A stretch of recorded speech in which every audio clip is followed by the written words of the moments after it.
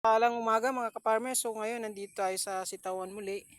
Ito mayroong kamutihan. So sa ngayon araw, papakita ko sa inyo yung ginagawa ng mga katulad namin na upland farmers. So sa ngayon araw, tingnan nyo. Madadamo na. Ayan o. Damo.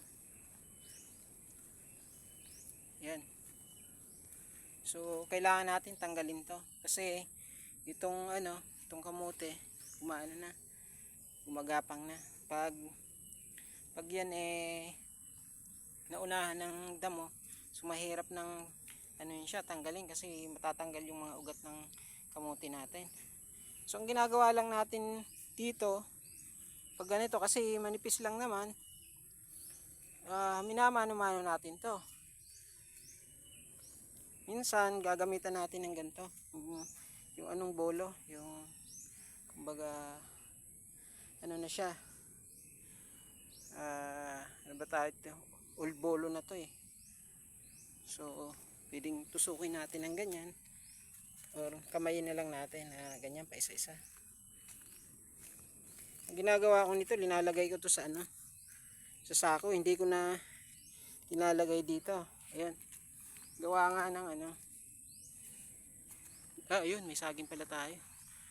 Ayun, sarap yan. Kahit pa paano meron tayong baon. Nadaanan ko dyan sa tabi, kaya kinuha ko na rin. So ayan, meron akong saong lalagyan ng damo katulad nito. Yan, ayan, lalagay ko dyan ng mga damo para itatabi ko na lang sa gilid. So yan, tingnan nyo naman kamote maganda na. So ang ginawa ko kasi nito, pinasundan ko kagad ng kamote para hindi masayang yung area. May sunod ka agad siya habang nag-harvest ka ng sitaw. Yan, ka-harvest ko lang kanina. Meron ka ng kamote. Yan tingnan nyo naman, ganda, diba? Halos tira nilang kambing yan.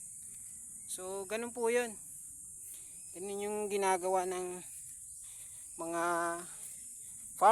farmers pag sa kanilang mga farm. Ito yung nakaraan na sinaglitan ko. Ayan, kita mo. Pero kita mo naman, meron pang maliliit, hindi siya nasagad.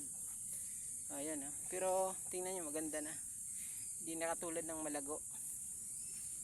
So yun lamang po. Maraming salamat at God bless po.